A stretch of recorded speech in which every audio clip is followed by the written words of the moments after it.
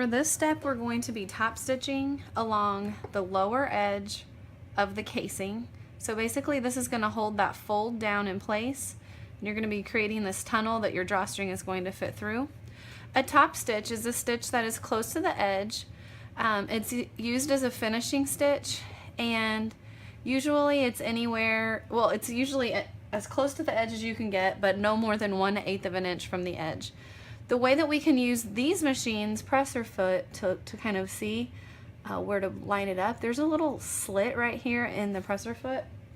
And so I'm going to line the crease, the folded edge, up with that space in the presser foot.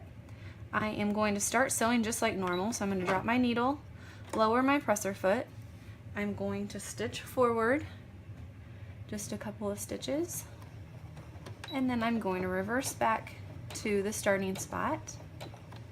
Okay, and now I'm just going to, the whole time, keep my presser foot lined up with that crease right there.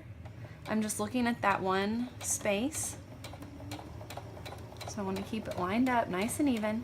This is one of the few stitches that you will actually still see from the front side. So this will be visible. I'm going to use a dark thread just so that you can see it, but you will want to choose a thread color that coordinates really well with your fabric choice, so that if you do have any waves, if your line's not perfectly straight, that it won't be as noticeable. You might notice as I'm sewing along, I take my pins out. This isn't required, and some people just sew right over them, and sometimes I do too.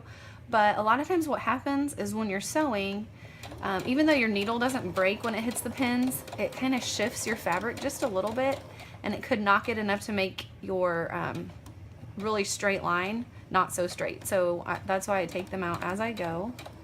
Okay, so I'm getting close to this other end. I'm going to slow down, take that last pin out of here, and then when I get to the end, I'm going to go all the way to the end of that top stitch casing, and I'm going to reverse about 3 stitches.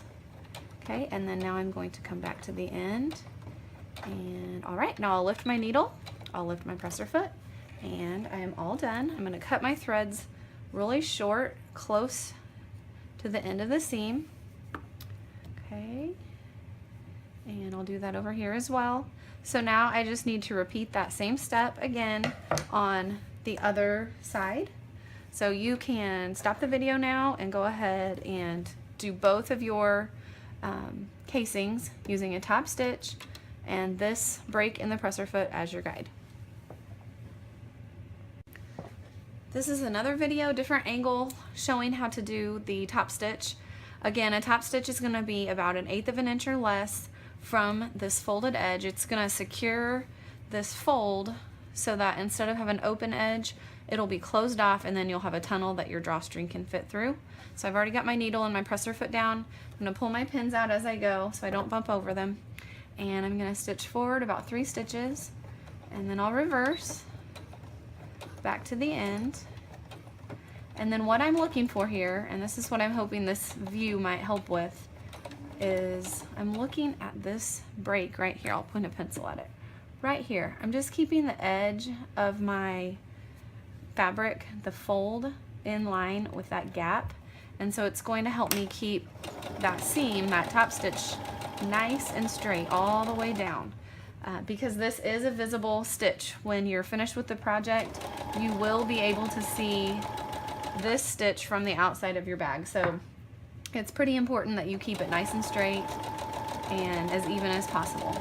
Okay, and you'll also want to choose a fabric or a thread that matches your fabric. So I did this dark thread because that's one of the colors in the pattern, but I'd probably, if I were doing this for any other reason, I would have probably chose that melon color instead of the navy blue, just because it won't stand out as much. You want it to blend in, you don't really want it to show. Okay, so I'm going to reverse here just to end. Okay, now I'm done. I'll lift my needle, lift the presser foot, and I'm all done with that one.